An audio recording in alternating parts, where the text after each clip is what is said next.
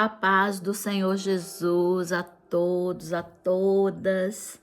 Hoje eu estou aqui com meu amado Mestre Espírito Santo para trazer para vocês mais uma lição de discipulado, daquilo que nós devemos aprender quando nós estamos decididos a caminhar numa trajetória do cristianismo, né?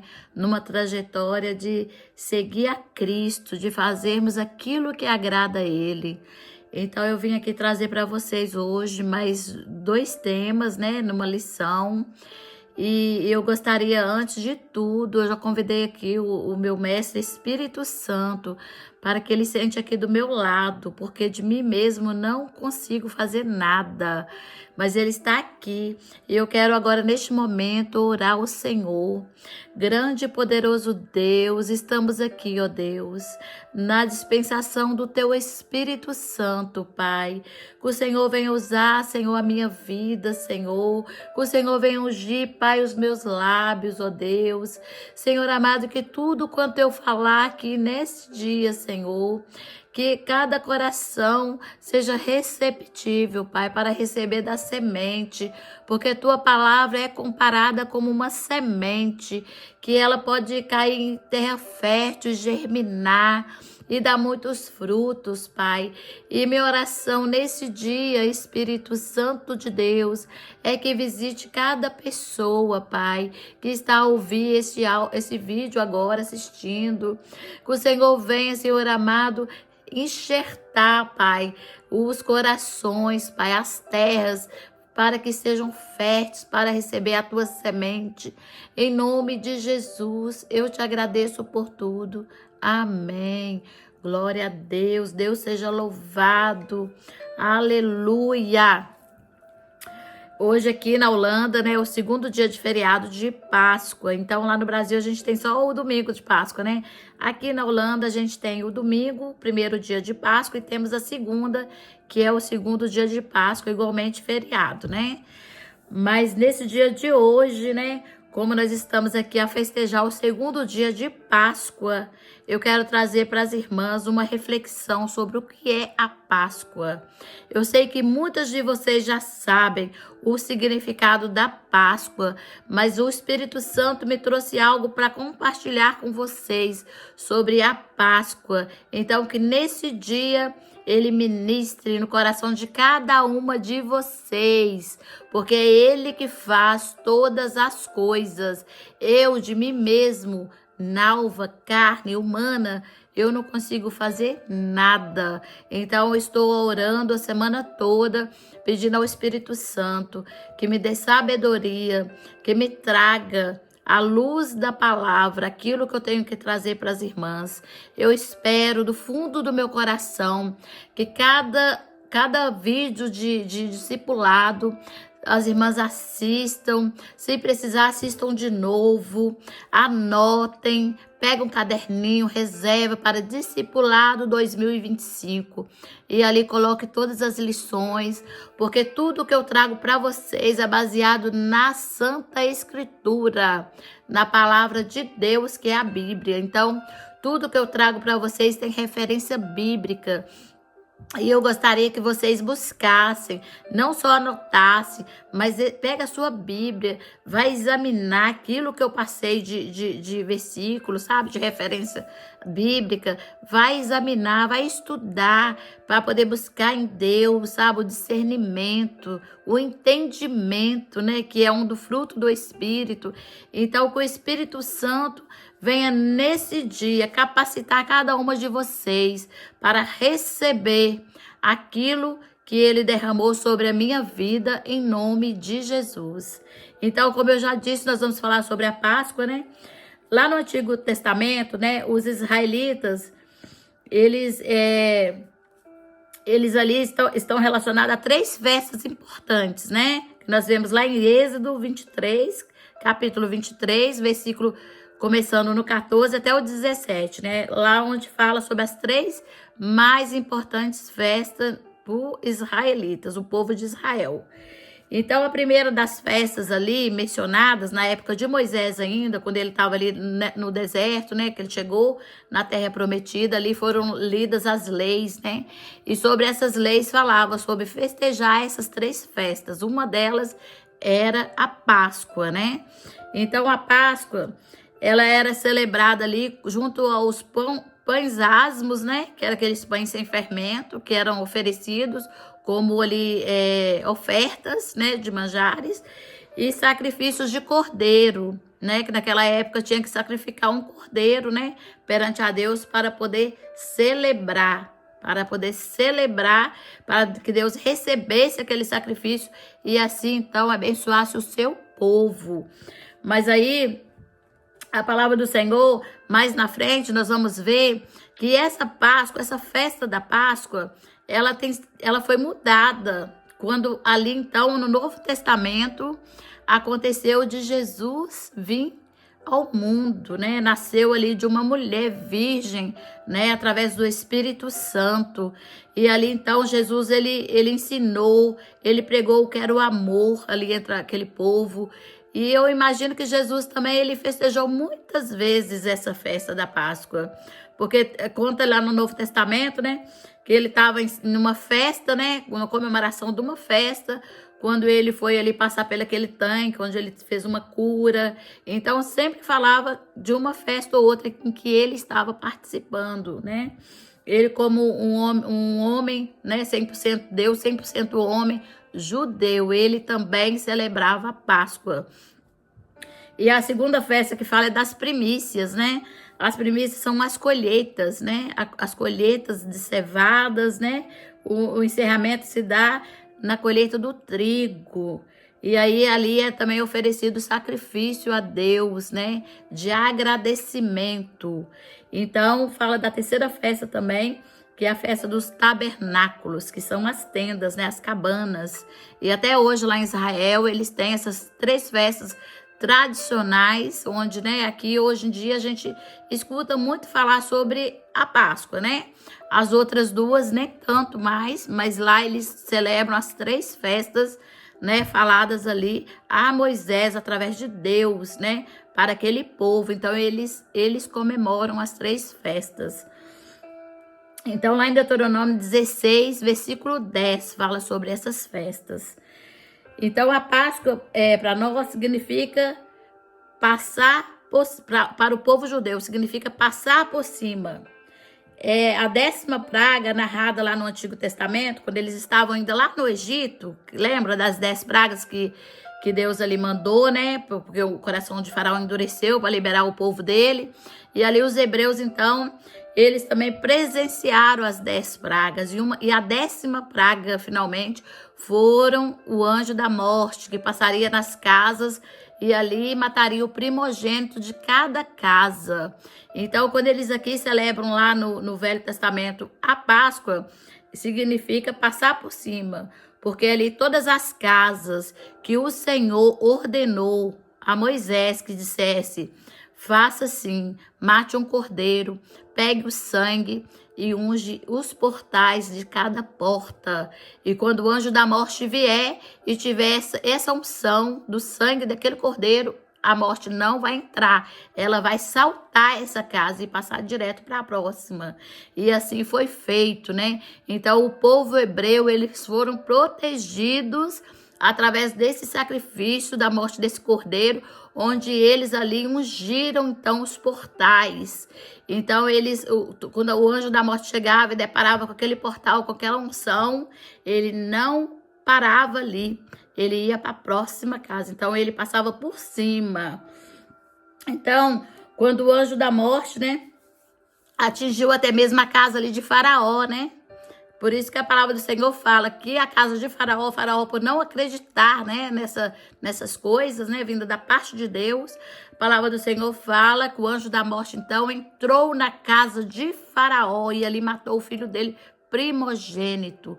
E onde foi ali que o Senhor, que Faraó, então, quebrantou um pouquinho o coração dele perante aquilo que o Senhor dos Exércitos ordenara para que ele fizesse, né? Todos vocês já conhecem essa passagem. Mas na casa ali do povo hebreu, nada aconteceu. O anjo saltava, ele passava por cima. Então, por isso começou essa comemoração da Páscoa naquela época, de agradecimento, porque o anjo da morte passou por cima e foi para a próxima casa. E não aconteceu nada àqueles escolhidos que eram os povo hebreu. Então, para os judeus, isso aí é uma tradição milenar, né? Que relembra a libertação do povo hebreu da escravidão do Egito. Então, esse é o significado da Páscoa no Velho Testamento, né? Mas aí, no Novo Testamento, tá lá em João, capítulo 1, no versículo 29, onde fala assim: o Cordeiro é Jesus Cristo, que tira o pecado do mundo. Então agora nós vamos estar falando de um outro cordeiro que também foi sacrificado, que também deu o seu sangue. Mas esse cordeiro é Jesus Cristo, não é mais animais. É o próprio Filho de Deus se fez carne para vir aqui e morrer no nosso lugar. Então olha só, em 3 dias, né, a palavra do Senhor fala que Jesus, ele morreu, ele ressuscitou, né? E depois de um tempo ele ficou ali com os discípulos e depois ele foi levado ao céu. Então, assim, é muito interessante, porque essa parte da levada para o céu, eles contam que são 40 dias, né, que ele ficou. E no Brasil não comemora esse dia, mas aqui na Holanda comemora. Então, apesar daqui ter um alto índice de ateísmo, né, de pessoas que nem acreditam em Deus, aqui eles vinham de um cristianismo, né, que depois foi esfriando. E aqui eles comemoram, é feriado aqui também, chama Deus, Pai do Céu, né? E esse que é o dia que Jesus foi para o Pai, né? Então, é um feriado aqui na Holanda também. Então, provavelmente, por ser uma festa milenar, né, comemorada pelos judeus, Jesus certamente comemorou várias vezes, porque, né, ele morreu com 33 anos, né? Então, eu imagino a família dele toda judeu, ele comemorou a Páscoa, né? E hoje a Páscoa não é, né, só um ovo de Páscoa, um coelho de Páscoa, né, que também tem um significado que eu vou trazer para vocês. Mas a Páscoa hoje, ela é muito mais que isso, né? Ela é a morte e a ressurreição do nosso Salvador Jesus, né?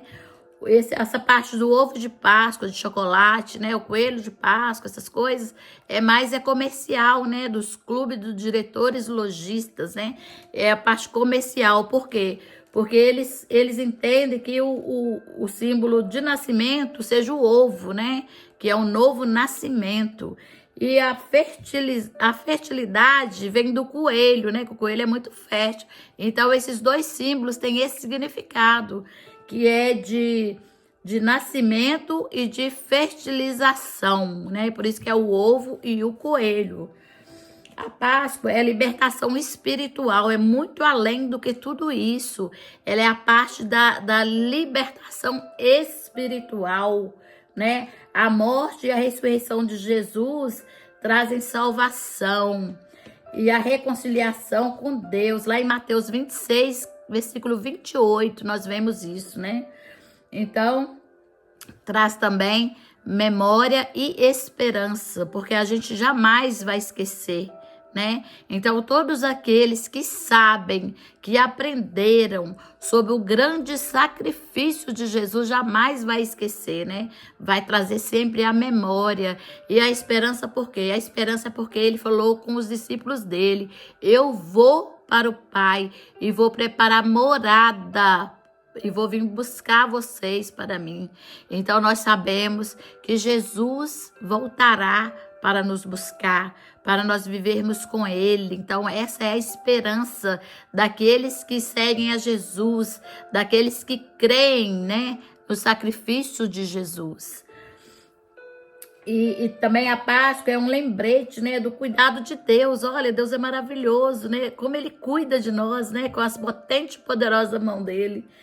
E da promessa da vida eterna, né, para aqueles que creem. Então, se nós cremos, se nós temos certeza, nós vamos morar com Jesus, nós vamos regozijar no lugar celeste, onde as coisas mais preciosas terrenas fala que é o ouro, né? A prata, o diamante, e lá nesse lugar fala que as ruas são de ouro. Oh, aleluia! E o mar é de cristal. Então vocês imaginam a maravilha deste lugar onde Jesus foi preparar a morada para mim, para você que crê que ele está voltando, que ele breve voltará e nos buscará para viver neste lugar. Aleluia! Glória a Deus! Então eu queria só passar para vocês essa parte da Páscoa, né, com essas referências bíblicas, né, apesar que eu creio que a maioria sabem, né, mas que vocês possam meditar, procurar, né, na Bíblia de vocês, marcar, né, escrever, anotar, e que Jesus possa abençoar cada uma de vocês nessa comemoração da Páscoa, que é uma festa. Então, amadas, depois desse tema da Páscoa, eu quero trazer para vocês algo também poderoso na vida cristã. Algo que vai trazer uma clareza na mente de vocês.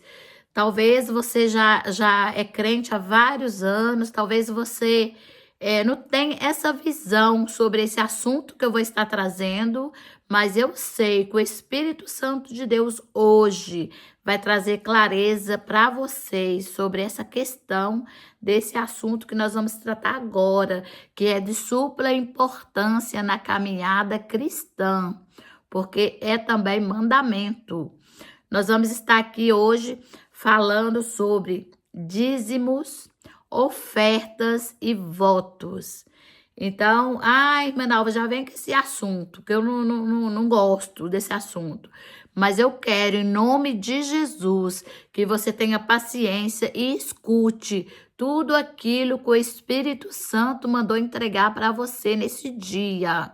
Porque se você ainda não tem uma clareza sobre como funciona o dízimo, a oferta e o voto, você hoje vai aprender.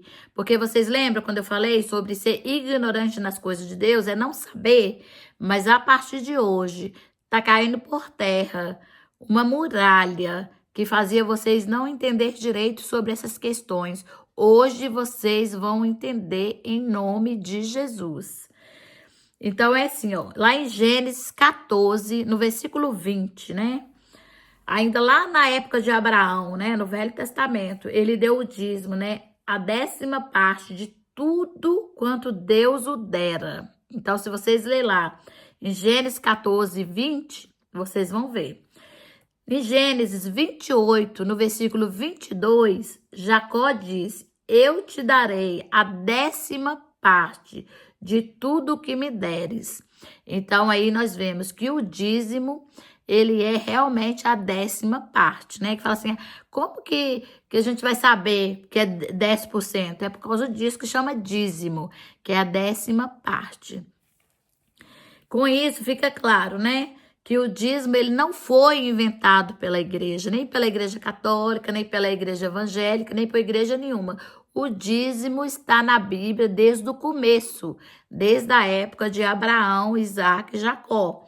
Então, ele é um reconhecimento de agradecimento a Deus por tudo, pela vida, pela finança, né, pela saúde, etc e tal. Então, é um agradecimento quando você é um dizimista fiel, é você reconhecer que Deus te deu e você tem que devolver, porque não é dar, é devolver, porque não é seu.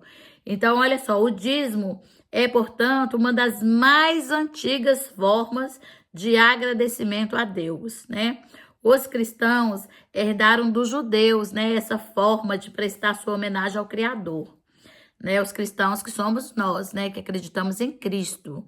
Lá em Gênesis capítulo 4, no versículo a partir do 4 até o 15, fala de Abel e Caim, que também davam dízimo a Deus, né? E a gente também conhece bem essa história, né? Onde ali o primeiro, né, que era o Abel, ele era pastor de ovelhas. E o segundo era lavrador, né? O Caim era lavrador, ele cuidava ali da terra, do plantio, né? E ambos ofereceram frutos do seu trabalho. Mas, porém, o sacrifício de Abel agradou mais o Senhor, mais do que o sacrifício de Caim, né? E por isso, Caim ficou muito irritado, né? Que acabou por matar o próprio irmão, né? É uma história triste, mas mostra uma grande verdade. Então, aqui, quando eles foram apresentar o dízimo, né, do trabalho deles a Deus, a palavra do Senhor fala que Abel, ele pegou ali a primeira colheita, né? Os melhores frutos da terra, né? Os melhores legumes. E ele apresentou ao Senhor. E fala que Caim já pegou qualquer ovelha, sacrificou uma ovelha, porque o Senhor, nem na época lá dessa época do Antigo Testamento, ele não aceitava qualquer ovelha ser sacrificada. A ovelha não tinha que ter mancha, não tinha que ser manca, não tinha que ser aleijada. Então ele pegou ali qualquer uma, sabe? E Deus é aquele lá que fala em Hebreus 4:12, que conhece a intenção do coração do homem. E Deus viu que ele estava fazendo de qualquer maneira, então Deus não recebeu. Porque não adianta também, irmãs, vocês levarem o dízimo, a oferta ou voto para a casa do Senhor e entregar com o seu coração amargurado, triste, sabe? Que Deus não recebe. Então é melhor que nem dê. Mais adiante, vocês vão entender.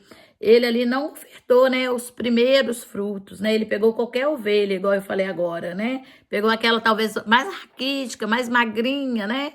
E a palavra do Senhor naquela época fala que as ovelhas tinham que ter gordura, né? Que a gordura que subia queimando ali como incenso para Deus. E ele talvez pegou a mais magrinha, vai saber, né? E com isso ele ficou com inveja do irmão dele, que o Senhor agradou a oferta do irmão dele. E ele matou ali, então, Abel. Tá lá em Hebreus 11, versículo 4, né? Sobre isso. E também nós temos aqui, ó, Deus, ele precisa do nosso dízimo? Claro que não. Deus precisa de dinheiro? Claro que não, mas a obra dele precisa. E outra coisa, quando Deus fala para nós sermos dizimistas, para trazer a casa do tesouro, né? Todo o nosso dízimo e oferta, é porque ele quer liberar bênção na nossa vida. Ele quer destravar algo no mundo sobrenatural, no mundo espiritual na nossa vida.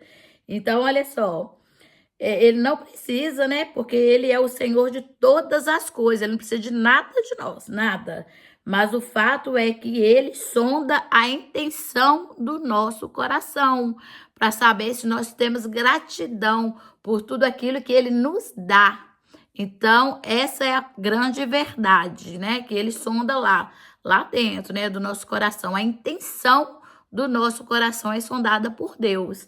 Que fala lá em Gênesis 1:28, né? Que nós temos também que fazer uma adoração através do nosso dízimo. Quando você está dizimando com seu coração aberto e alegre, é uma forma também de você estar adorando ao Senhor e dizendo, pegando assim, falando assim, Senhor, aqui ó, muito obrigado pelo meu salário aqui, eu estou devolvendo o que é do Senhor, que ó, aqui está, 10%. Toma, Senhor, pegue. Então, é isso que Deus espera de cada uma de nós. Lá em Mateus 22:21, nós vemos que no Novo Testamento, que ainda considera o dízimo um princípio importante, mesmo no Novo Testamento, mesmo depois que Jesus veio, né? Jesus morreu, ressuscitou, o dízimo ainda é considerado, né? É um princípio muito importante para os cristãos, né? Jesus ensinou que devemos dar a Deus o que é de Deus. Então, se os 10%, né? Que é um mandamento do dízimo, né? Que é 10%. Deus manda você levar para a casa do tesouro, que é a igreja, onde você vai colocar no altar. Você pegou para você? Então, você está pegando algo de Deus. Então, você tem que ficar atenta quanto a isso. Mais na frente eu vou explicar o porquê. Olha só, Jesus também enfatiza que o apego à riqueza material, né, ao Deus Mamon, que é um demônio, né, que é aquele que faz você ficar agarrada em dinheiro, em bens materiais, quanto mais, e você ser assim, sabe, aquela pessoa que que não libera nada, que tudo é meu, é meu, é meu, Deus não agrada. Então, isso aí existe também uma parte demoníaca que tem que ser quebrado, que é o Satanás chamado Mamon, que está hoje dominando muito este mundo. É através. Então, esse obstáculo, né, ele pode também atrapalhar a nossa entrada no reino de Deus.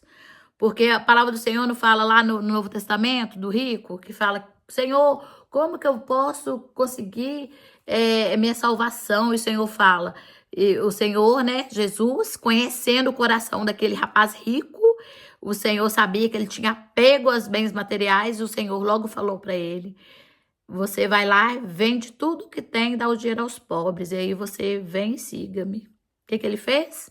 Baixou a cabeça e foi-se embora. Onde o Senhor fala que é mais fácil um camelo passar no fundo de uma agulha do que um rico entrar no reino de Deus. Porque o rico, ele tem apego a coisas materiais. E o caixão tem gaveta? Não tem. Você vai levar alguma coisa? Não vai. Nem a roupa que você vai ser enterrado, você vai escolher. Mas as pessoas têm essa mania de deixar mamon dominar a vida delas, e Deus não agrada, e eu vou mostrar por quê. Então é assim, ó, lá em 2 Coríntios 9:6, né, fala assim, ó, ser dizimista é abrir o coração e lembrar que aquele que semeia pouco, pouco ceifará, e aquele que semeia com generosidade, em generosidade ceifará. Entendeu? Você é dando que se recebe, não é o contrário. Ah, se o Senhor me der, eu vou dar. Não, você tem que dar para receber. O evangelho é assim. É coisa que muita gente fala, fica atribulado para entender, mas é dessa forma, é dando que se recebe. Você primeiro vai dar e Deus vai ver o seu coração e aí ele vai derramar. Porque a palavra do Senhor fala que ele vai abrir as janelas. É porta, janela, vai abrir tudo do céu e vai derramar sobre a sua vida. Então, olha só, e o apóstolo Paulo que disse isso, né? E em certa ocasião, Jesus criticou os fariseus não por dizimar, né? Ele não criticou porque eles estavam dizimando, ele criticou por causa da negligenciar, né? A justiça e o amor de Deus enquanto dizimavam.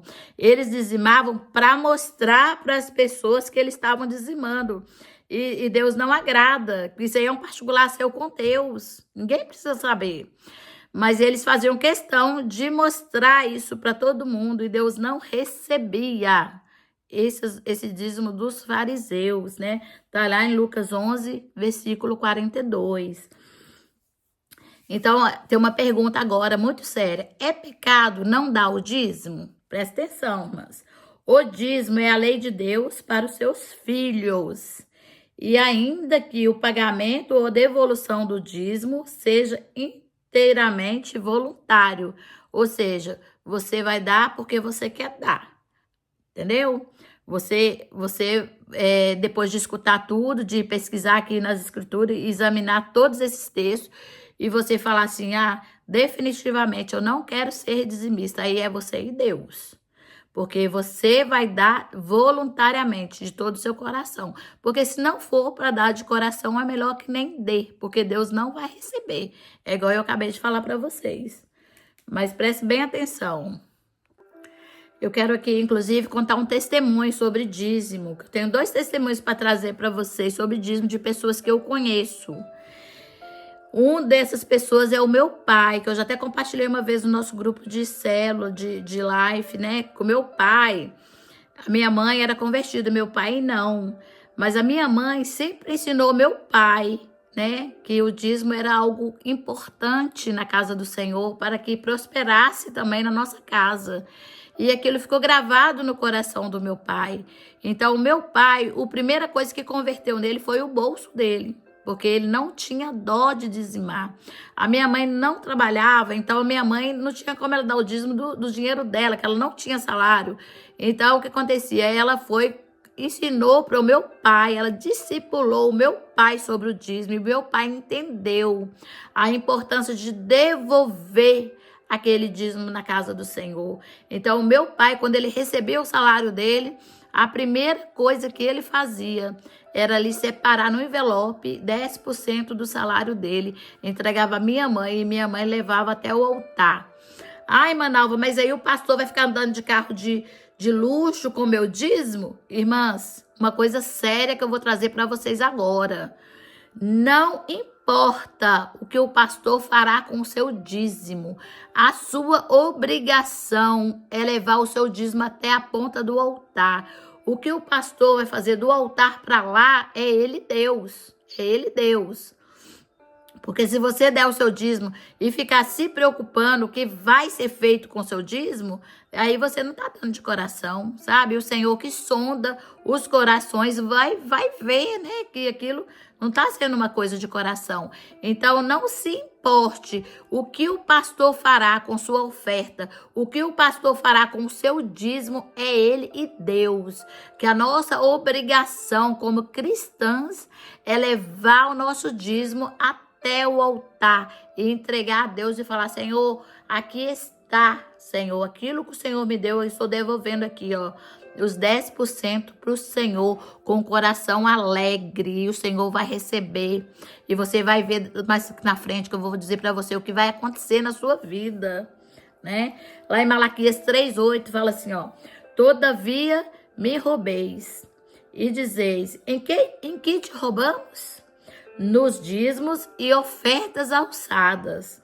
Com maldição sois amaldiçoados, porque me roubais a mim, vós toda a nação. Então, olha o que Deus está falando. Ah, Deus precisa de dinheiro? Não precisa, mas Ele precisa ver a nossa fidelidade, o nosso coração, a nossa gratidão.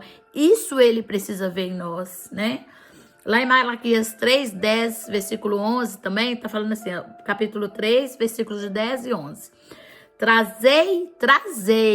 Sabe aquele id? Id é uma ordem. Id. Agora ele está falando aqui, trazei, é uma ordem, hein? Não está falando assim, se você quiser, traga. Não, ele está falando assim, ó, vocês podem ir lá em Malaquias 3:10. Trazei todos os dízimos à casa do tesouro, para que haja mantimento na minha casa. Quem está falando isso?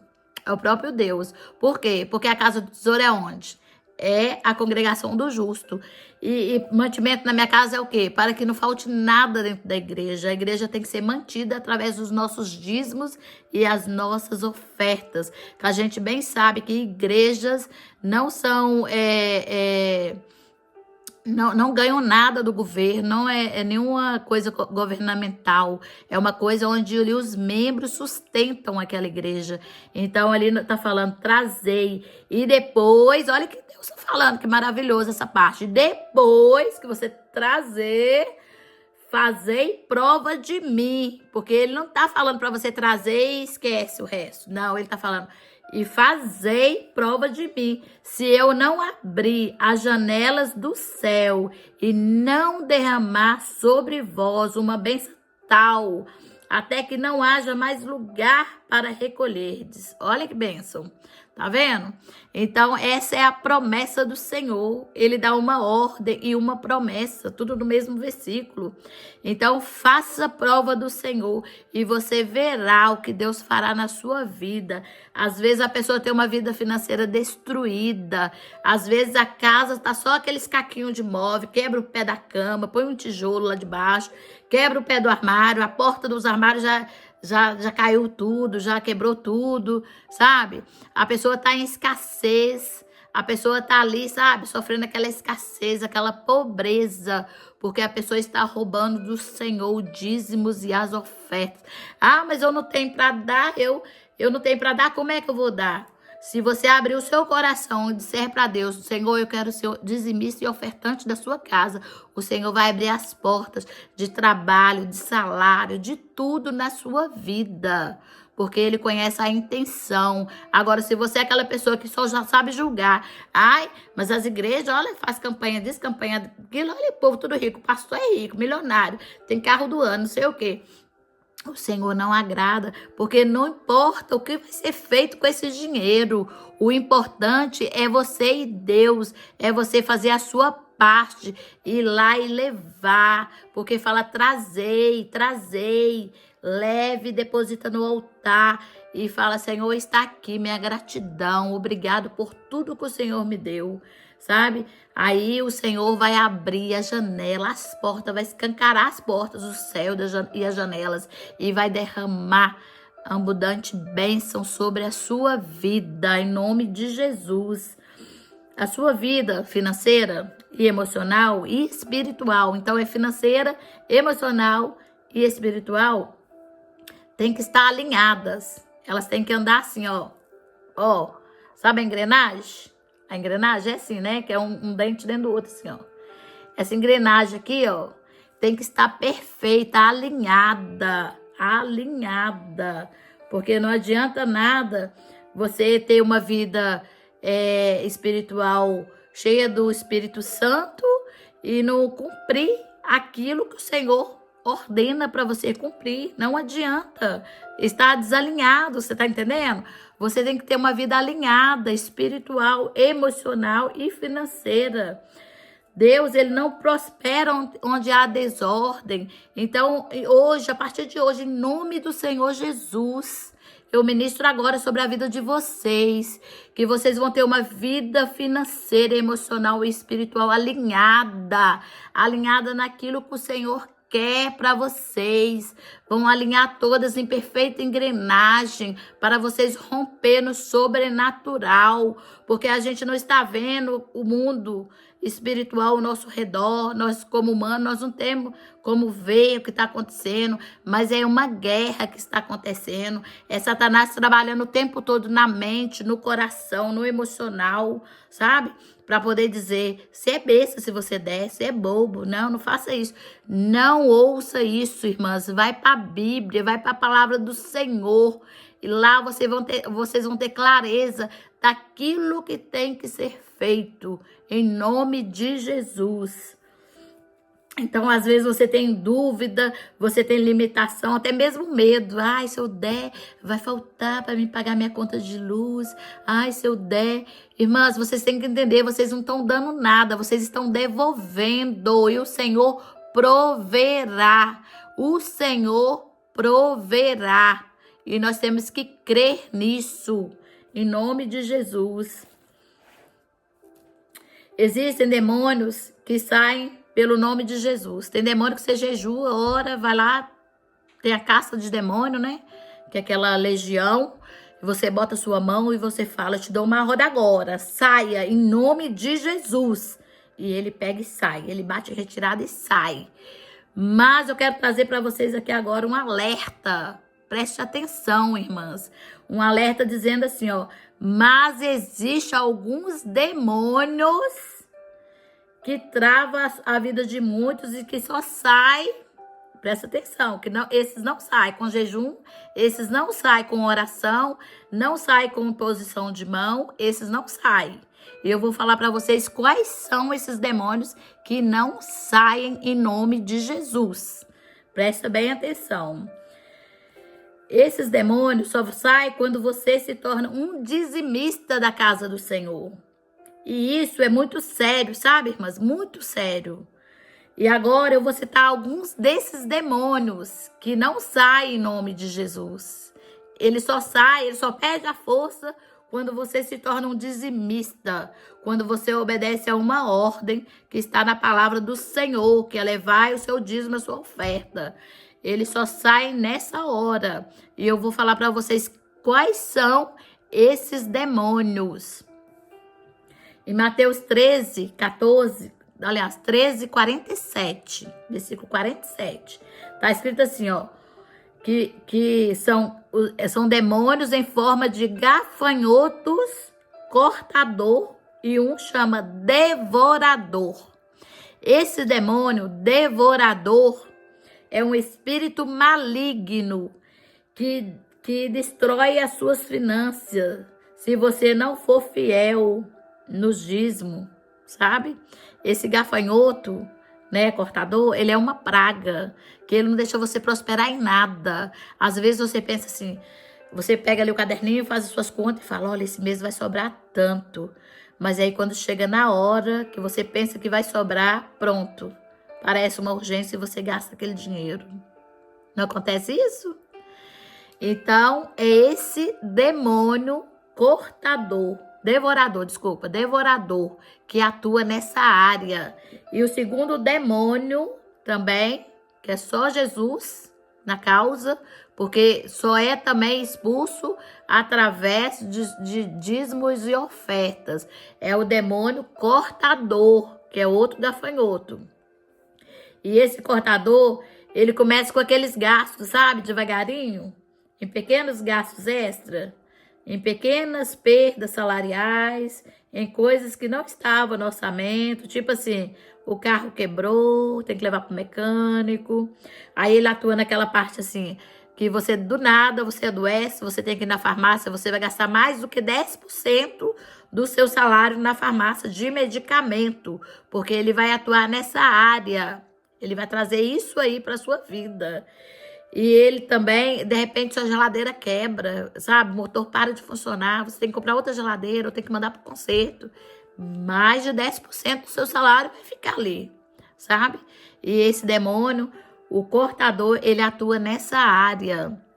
E o terceiro demônio, está lá em Joel 1:3, que fala sobre o migrador. Esse demônio do migrador é um parasita que ele se encosta na pessoa, ele fica ali, sabe? A pessoa tá aqui e ele tá ali, ó, em cima da pessoa. Esse demônio, ele encosta em você para sugar o seu sangue, né? Ele quer sugar ali seus recursos, sabe? Financeiro. Ele não deixa nada que vá na sua mão prosperar, sabe? Às vezes você tem tudo, você tem um bom salário, às vezes você tem uma vida estabilizada, você tem uma casa, tem uma finança, tem isso, tem aquilo, mas você não vê resultado, porque esse demônio migrador está sugando toda a sua energia ali, das suas finanças, sabe, irmãs? E também ele não sai em nome de Jesus, ele não sai, ele sai só quando você decide ser fiel. Ser fiel nos seus dízimos e na sua oferta. Aí ele sai. E tem um outro demônio também, que é o quarto, que é o demônio destruidor. Esse aqui, então, ele é o pior. Ele é aquele que vem para arrebentar a vida do crente que não é fiel. Ele, na vida humana, o destruidor, ele vem acompanhado com a morte.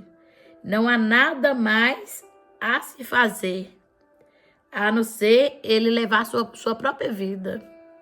Porque ele te põe em cima de um leito de hospital, ele te põe uma enfermidade incurável. Tudo isso que eu tô falando, irmãs, é sério. E é o Espírito Santo que ministrou primeiro em mim, para depois trazer aqui para vocês. É coisa séria que Satanás não quer que vocês saibam, porque ele não quer que vocês sejam libertas. Ele não quer que vocês aprendam como lidar, como expulsar esses demônios da vida de vocês. E hoje vocês estão tendo clareza através aqui do Evangelho de Jesus sobre esses demônios que atuam na vida financeira das pessoas. A oferta... daqui a pouco eu vou trazer para vocês sobre a oferta, sobre o dízimo. O pai das minhas filhas, apesar dele nunca ter tido uma vida assim de fidelidade assim, na presença do Senhor, mas ele era tipo meu pai, né? Ele tinha o bolso convertido. E ele, o que ele fazia? Às vezes ele não estava nem congregando em igreja nenhuma, apesar que ele acredita em Deus, ele sabe, mas ele não firmava, aquele tipo de crente que não firma, era ele. E às vezes ele não tinha igreja nenhuma para ele congregar. Aí sabe o que ele fazia, irmãs? Diante de Deus que eu falo isso para vocês, ele separava o dízimo dele no envelope. E ele ia separando e escrevendo mês de janeiro vamos supor, de 2000, mês de fevereiro de 2000, e ali ele ia guardando aquele monte de envelope com dinheiro. Podia ter a dificuldade que fosse dentro de casa, podia faltar o que fosse, ele não mexia naquele dinheiro, porque ele entendeu que aquele dinheiro não pertencia a ele. Mas ele, como ele não congregava em igreja nenhuma, o que ele fazia? Ele sempre dizia uma coisa muito engraçada, uma frase, ele falava assim: meu dízimo eu não gasto, eu coloco no oco da árvore, mas eu não gasto. Porque ele entendeu que aquilo ali era o mandamento do Senhor. E aí, quando ele ia no mês de Ano Novo, né, ele visitava uma igreja. E aí, no dia que ele visitava aquela igreja, na virada do ano, de 31 para 1º, ele pegava todos aqueles envelopes, punha no outro envelope, dava um envelope bem assim, gordinho, e ele levava para aquela igreja onde ele ia ali participar daquela festa de Réveillon. E ele entregava ali aquele dízimo do ano inteiro no altar. Ele queria saber o que o pastor estava fazendo com o dízimo dele. Para ele pouco importava, sabe? Ele sabia que ele tinha que devolver aquilo que não era dele. É isso que ele sabia, que ele tinha que devolver. E ele levava e ele devolvia para a glória de Deus. E o Senhor cuida, irmãs. Não adianta você pensar assim: ai, se eu der o dízimo, eu vou ter que deixar uma conta. O Senhor, ele sempre vai abrir uma porta de escape. Porque eu também tenho testemunho nessa área na minha vida. Onde ali eu tinha 2 aluguéis para pagar. Eu tinha o aluguel do meu salão de beleza e tinha um aluguel da minha casa para pagar. E eu sozinha com minhas filhas. E aí chegava dia que, tipo, amanhã eu tinha que pagar esses aluguéis. E tava ali faltando R$200, R$300 para mim poder inteirar ali. E aí eu dobrava meu joelho e orava. E quando você você é fiel, você pode cobrar de Deus, que ele não fica devendo nada para ninguém. E eu falava: Senhor, olha, Pai, eu sou dizimista da tua casa, eu sou ofertante da tua casa. Em nome de Jesus, envia, Senhor amado, envia um jeito desse dinheiro entrar para me poder pagar aqui o meu aluguel. E foi uma vez não, irmã, foram várias vezes. E aí, sabe o que acontecia? Chegava uma cliente no meu salão para fazer algo no cabelo e o valor, sabe qual que era? Exatamente aquele valor que estava faltando. E aí eu dobrava meu joelho chorando e agradecendo. Por quê? Porque eu sabia dos cuidados do Senhor na minha vida. Ele não fica devendo nada para ninguém. Se você é uma dizimista fiel e estiver passando por luta financeira, você pode orar e falar para o Senhor: Senhor, eu sou dizimista da tua casa. Senhor, eu sigo aqui, Senhor amado, aqui, ó, eu trazei todos os dízimos. Então, Senhor amado, olha por mim, o Senhor vai abrir, irmãs. Ele vai abrir sobre a sua vida, sabe, as janelas do céu, e ele vai derramar bênção sem fim. Porque esse é o nosso Deus, ele é fiel nas nossas vidas. A gente não é fiel com ele, não. Muitas das vezes a gente não é fiel, a gente só quer me dá. E na hora de a gente retribuir com a nossa gratidão, que é devolver os 10%, a gente pensa: nossa, mas 10% vai dar muito dinheiro. Mas aí a palavra do Senhor falou que se você não for fiel no pouco, você jamais vai chegar no muito. Mas se você for fiel no pouco, no muito ele te colocará, sabe? E o meu pedido a Deus é esse: que o Senhor me dê, sabe, um salário bom para me dar um dízimo bom ao Senhor, para me devolver um dízimo bom para o Senhor. Porque o Senhor espera isso de cada uma de nós, irmãs. Às vezes sua vida está toda travada, você já não tem mais para onde correr. Às vezes não tem dinheiro que chega. Quanto mais dinheiro vai entrando na sua conta, mais vai saindo. E você não tá vendo nem para onde está indo.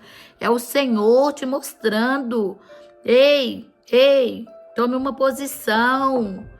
Sabe? A palavra do Senhor fala assim: dê a de Deus o que é de Deus. Não fique com nada de Deus, não, irmãs. Devolva na casa do Senhor. Devolva para o altar do Senhor. Porque a casa do Senhor, a gente ora para muitas coisas, mas na casa do Senhor não adianta você orar e Deus vai mandar um anjo trazer ali um dinheiro para poder pagar uma conta de luz da casa do Senhor, uma conta de água da casa do Senhor, um aluguel da casa do Senhor. Não vai vir anjo trazer dinheiro, não. Mas ele, através de nós, ele vai manter a casa dele aqui nessa terra. é através de nós que os seus corações se abram. Faça teste, façam prova do Senhor, porque Ele garante, Ele garante. Aí a palavra do Senhor fala lá no Novo Testamento, né? Sobre também as ofertas, né? Porque tem uma diferença do dízimo, da oferta e do voto. Por isso que eu quero tratar dos 3 temas separadamente para vocês entenderem. Porque a palavra do Senhor fala que o mundo perece por falta de conhecimento. Às vezes você está anos, caminhando dentro de uma igreja e você nunca ouviu falar as coisas que você está ouvindo agora. Porque o Senhor, sabe, às vezes você ouve e você não pensa dessa maneira que você está pensando agora. Porque eu sei aquilo que o Senhor, que o Espírito Santo me entregou para trazer. Aleluia! Eu sei aquilo que Ele me entregou para trazer. E se Ele me entregou para trazer é porque tem alguém que precisa ouvir. Não importa que seja uma pessoa, mas que tenha uma transformação, um entendimento de entregar, de devolver aquilo que não te pertence, que pertence ao Senhor, Deus Todo-Poderoso. A oferta, lá em Lucas 21, fala que a oferta já é diferente do dízimo. Por quê? Porque a oferta, ela é uma expressão de gratidão, de amor, de alegria. Olha só, é voluntário, mas tem que ser dada de todo o coração também. Mas ela é voluntária, porque não é todo dia que você tem um dinheiro para ofertar. O dízimo você tem que ter, os 10% para devolver. Mas a oferta não é todo dia que você tem, né? Às vezes você tem, às vezes você não tem. Mas quando você tiver essa oferta, a palavra do Senhor fala que você tem que dar com alegria, de gratidão. Senhor, o Senhor fez tanto por mim. Olha que minha oferta, Senhor, para o Senhor. É aquilo que sobra que você tem que dar, não. Você tem que dar aquilo que vai te doer. É aquilo que vai te doer, né? E você tem 2 notas, uma de 100 e uma de 10. Você vai pegar de 10 e dar? Não, dá de 100, que é que vai te doer. E o Senhor, o teu Deus, te recompensará, porque Ele fala na palavra dele que Ele te recompensará se você der com alegria de todo o seu coração, com gratidão na sua alma.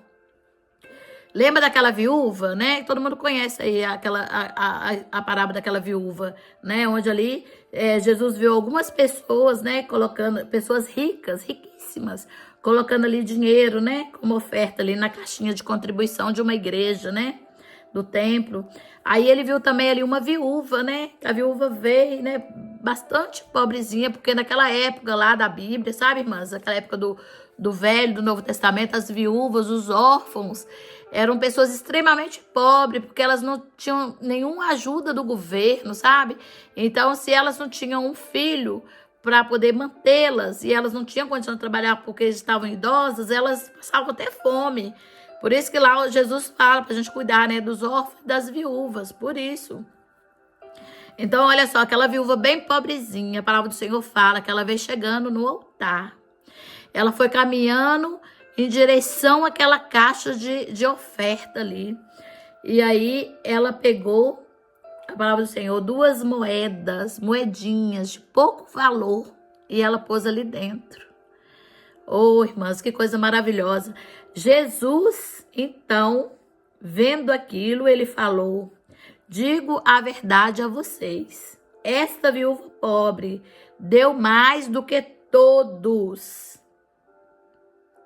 Ela não deu o que lhe sobrava, mas ela deu tudo quanto ela possuía. Olha, porque Ele conhece o coração.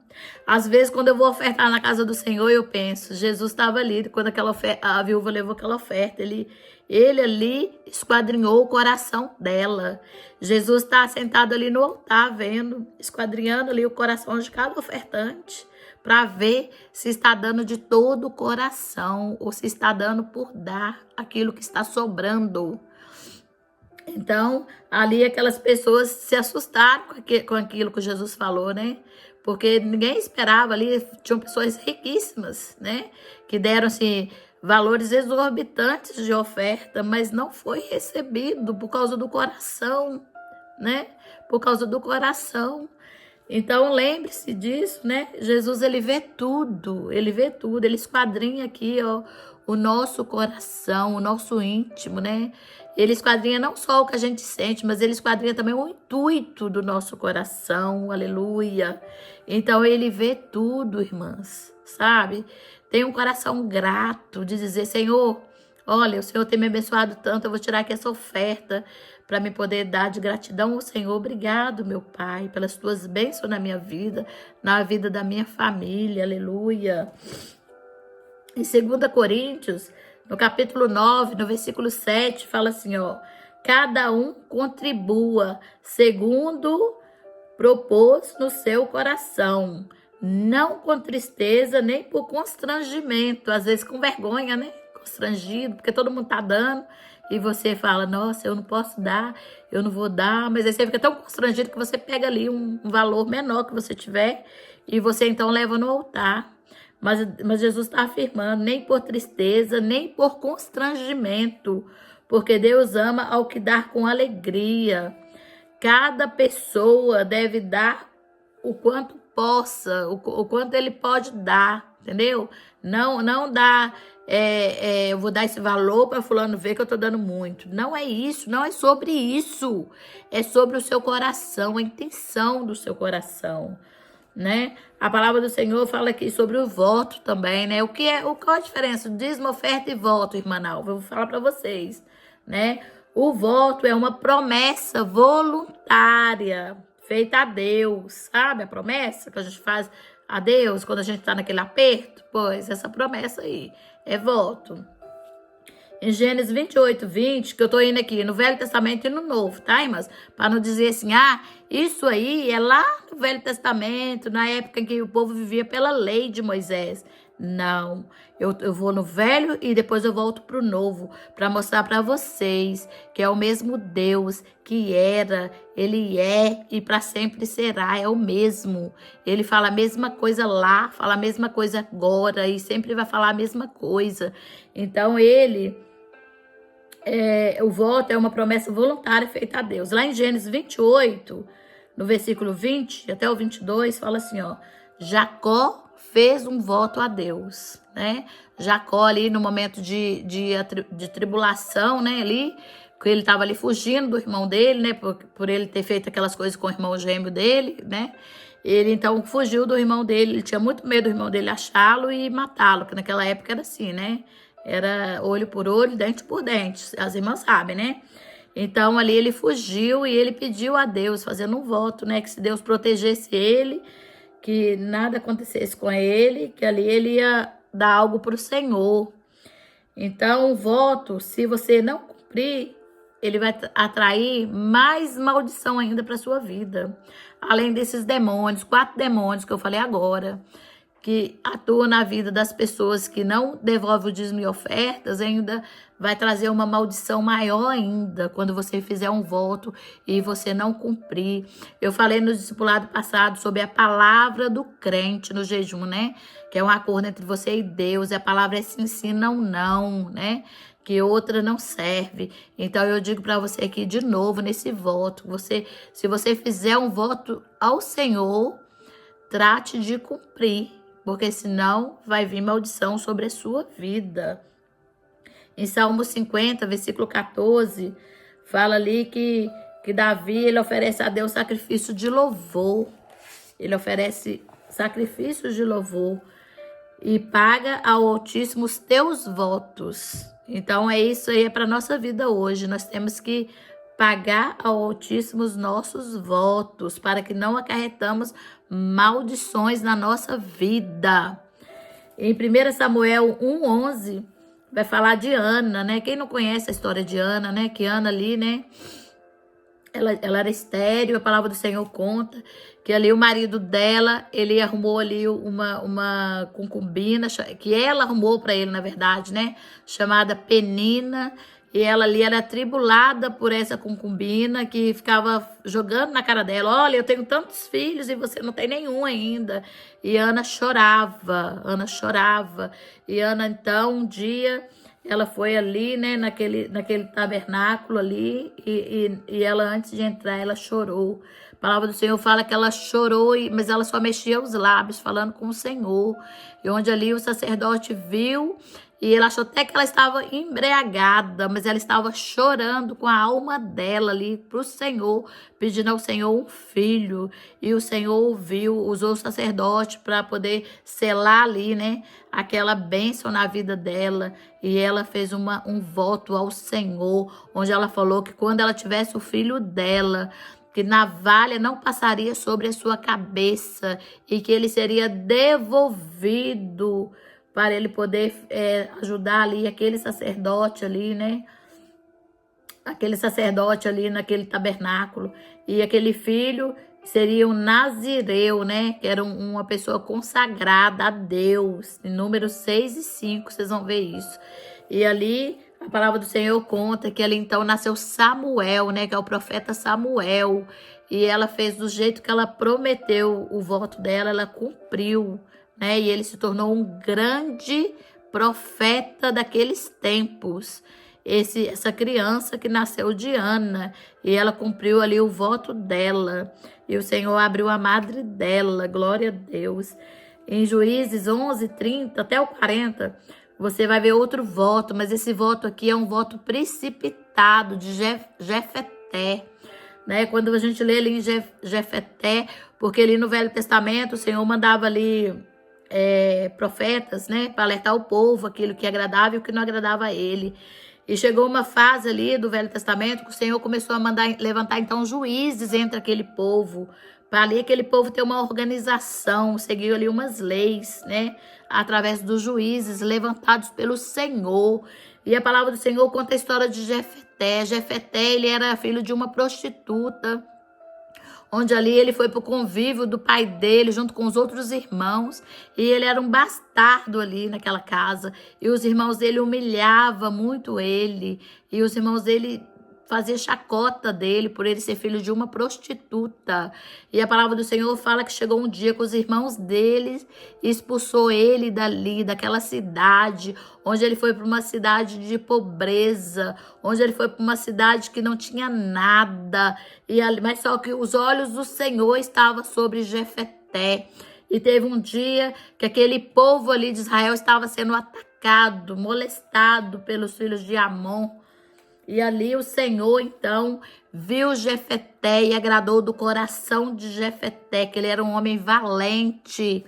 E a palavra do Senhor fala que então o Senhor começou a preparar Jefeté para poder dar livramento para o povo dele, para poder guerrear contra os amonitas.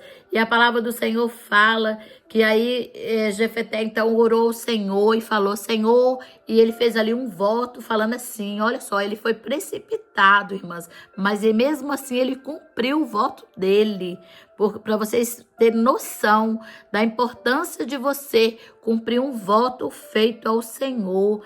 E a palavra do Senhor fala assim, ó, se de fato, ele orando ao Senhor, ele falou, se de fato entregares os filhos de Amon nas minhas mãos, quem primeiro sair à porta da minha casa para se encontrar comigo, quando eu voltar vitorioso sobre os filhos de Amon, esse será do Senhor, e eu o oferecerei em holocausto. E ele venceu e voltou para casa, mas o pior aconteceu, irmãs, o pior aconteceu. Quando Jefeté voltou para sua casa, sua filha saiu ao teu encontro, tocando tamborim e dançando, celebrando a vitória do pai dela. E aí, ela era filha única, a palavra do Senhor fala que ele só tinha essa filha. E quando Jefeté a viu, rasgou as suas vestes, suas roupas, e disse, minha filha, você me prostra por completo, você passou a ser a causa da minha ruína. Ele falou assim mesmo para a filha dele, porque fiz um voto ao Senhor e não posso voltar atrás. Aleluia. Então a filha falou, meu pai, se você fez um voto ao Senhor, então faça comigo segundo o voto que fez. Ela entendeu ali a seriedade do que é um voto com o Senhor. Então ela falou para ele, agora que o Senhor vingou os seus inimigos, e ela pediu, só me deixe 2 meses para que eu vá e desça os montes com minhas companheiras e chore a minha virgindade. Ela foi por 2 meses, depois voltou e disse: agora, pai, cumpra o seu voto. E ele teve que matar a própria filha, porque assim ele tinha feito o voto ao Senhor. Então, o que eu quero dizer para vocês com isso? Até hoje, inclusive, eu dei uma lida, que até hoje lá em Israel, né, todas as jovens, elas fazem sempre um retiro de 3 dias para chorar sobre essa filha de Jefeté, sobre a virgindade dessa filha de Jefeté, que teve que ser morta em holocausto pelo próprio pai. Mas a palavra do Senhor, ela é coisa linda, maravilhosa, onde mesmo sendo precipitado esse voto dele, ele cumpriu, mesmo que doeu na alma dele, porque isso aí, irmãs, é uma dor que eu não consigo nem mensurar, mas ele sabia que se ele prometeu, ele tinha que cumprir.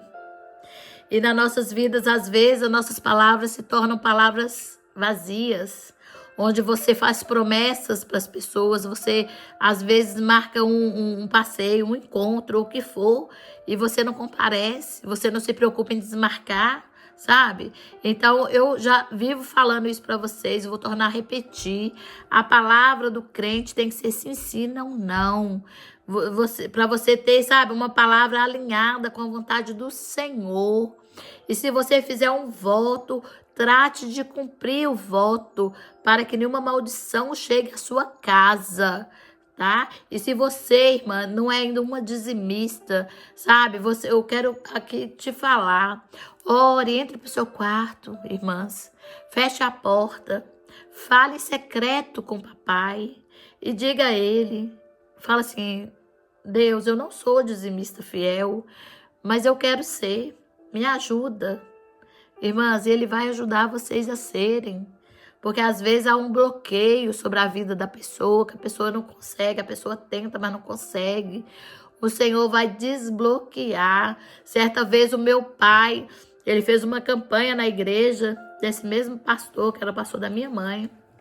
E nessa campanha tem muito assim, ato profético, né? Eu amo assim, eu acredito muito em ato profético. Então esse pastor, muito usado por Deus, ele dizia assim, ó, ele pregou ali sobre, né, a grande pesca, né, que jogou a rede veio cheia de peixe, e ele dizia assim, eu tava nesse dia, ele falou assim: fecha os seus olhos, se liga a Deus e joga a rede, lança a rede e começa a puxar. E ele falou: no 3 vocês puxam. E ele contava de 1 a 3 e falava: agora puxa. Puxa a rede que tá vindo. Tá vindo, a bênção tá vindo. E vai puxando, e vai puxando. E nessa puxada, o meu pai, depois ele deu testemunho, que ele ficou pesado. A rede dele ficou muito pesada para ele puxar. E meu pai, nessa época, nessa ocasião, ele tinha uma causa na justiça que não saía de jeito nenhum. Era uma causa trabalhista. E não saía de jeito nenhum. E aí ele puxando aquela rede, na mesma semana, a causa da justiça dele saiu. E ele com o coração convertido, com o bolso convertido, vocês imaginam. Quando ele pegou o dinheiro, eu lembro que era muito dinheiro, ele tirou a primeira parte, 10% do Senhor, enfiou dentro do envelope, eu lembro direitinho. E o pastor, nesse dia, estava no gabinete pastoral, e esse pastor estava meio que desesperado, porque tinha que pagar ali o aluguel daquele prédio. E ele não tinha o dinheiro todo ainda. Ele estava ali orando, pedindo a Deus recurso. E meu pai chegou e bateu na porta. E meu pai bateu na porta e falou: pastor. E o pastor falou: entra, ô irmão, e tal, né? Aí meu pai foi e tirou do bolso um envelope cheio, bem assim, roxudinho de dinheiro, e entregou e falou assim: pastor, o senhor lembra daquele ato profético de puxar a rede? Chegou num momento, pastor, que eu não aguentava mais puxar a rede, estava muito pesada. E na mesma semana, eu recebi a carta me chamando, porque a minha causa estava ganha. E eu trouxe aqui, ó, devolvendo aqui 10%, era muito dinheiro, irmãs. E meu pai levou 10% no gabinete pastoral, entregou na mão do pastor. O pastor caiu de joelho e chorando. E ele falou: meu Deus, como a resposta foi rápida, que eu acabei de orar aqui, irmão. Porque eu não tinha de onde tirar e vai vencer o aluguel agora. E aí, menina, Foi isso que aconteceu na vida do meu pai. O meu pai hoje ele tem 85 anos, ele é aposentado. Antigamente eu levava ele para receber, né, que recebe pelo banco, né? Que ele não sabe ainda essa tecnologia de mexer ali. Eu levava ele para receber o salário dele e sempre ele ia ou com uma bermudinha com os bolsos assim, do lado, assim, sabe aqueles bolsos que tem botãozinho? Ou uma camisa com 2 bolsinhos aqui com botãozinho também. Aí ele já tirava lá do caixa o dinheiro, o salário dele aqui e o dízimo aqui, ó, guardava. Porque o meu pai entendeu e que o Senhor, ele multiplica aquele que dá de coração e com alegria. E nunca faltou nada para o meu pai. Às vezes as pessoas falam assim: ah, vocês podiam pagar um convênio de saúde para o pai de vocês. Ele não aceita, porque a vida do meu pai é tão desbloqueada em todas as áreas que ele faz tratamentos que se fosse mesmo convênio seria caríssimo. Ele faz tudo pelo SUS, gratuito. Ele tem uma memória ótima. Ele agenda no calendário dele todas as consultas dele. Ele já fez várias cirurgias no olho. Ele tudo quanto meu pai consegue pelo SUS, coisas que as pessoas estão anos na fila. Meu pai é encaminhado para isso, para aquilo, tudo. Ele tem a saúde dele checada pelos melhores médicos ali do SUS. Ele nunca quis que a gente pagasse para ele um convênio médico. Ele nunca quis. Ele falou: para quê? Se eu consigo tudo aqui pelo SUS, ele não deixa a gente pagar, sabe? Então, o meu pai é essa pessoa. Ele tem 85 anos. Para renovar a carteira dele era sempre uma luta, porque ele tem um problema assim de meio grave nas vistas, pelo fato que ele foi motorista de ônibus muitos anos. Ele dirigia com muito farol de madrugada e as vistas dele foi muito prejudicada. Então, ele tinha dificuldade, né, na hora de renovar ali a carteira de motorista, mas sempre o Senhor estava na frente e ele conseguia renovar, nem a gente acreditava às vezes. E ele chegava e falava: consegui renovar, graças a Deus. Ele tem o carro dele, ele dirige, ele tem o apartamento dele, ele tem a aposentadoria dele, ele tem dinheiro para emprestar para quem quiser. O meu pai é esse tipo de pessoa próspero, porque às vezes a gente escuta ali no Salmo 23, né? 24, não, 23, que fala: o Senhor é o meu pastor e nada me faltará. Só que eu aprendi a meditar nesse versículo de outra forma. O Senhor é o meu pastor e de nada eu tenho falta, porque o Senhor, ele supre todas as minhas necessidades. Esse é o nosso Deus, aleluia. E nesse dia de hoje, irmãs, recebam essa palavra, que seja desbloqueado na mente de vocês, em nome de Jesus. Não importa o valor. Ai, irmã Nalva, mas eu dou uma faxina ali, eu ganho ali R$200 só. R$20 é o seu dízimo, R$20. Mas se você der de fundo do seu coração, vai valer mais do que 2.000, 5.000 de outros, sabe? É isso que Deus quer ver de nós, é a nossa fidelidade, Em nome de Jesus, eu oro para que todos vocês tenham compreensão, tenham clareza na mente de vocês no dia de hoje, em nome de Jesus.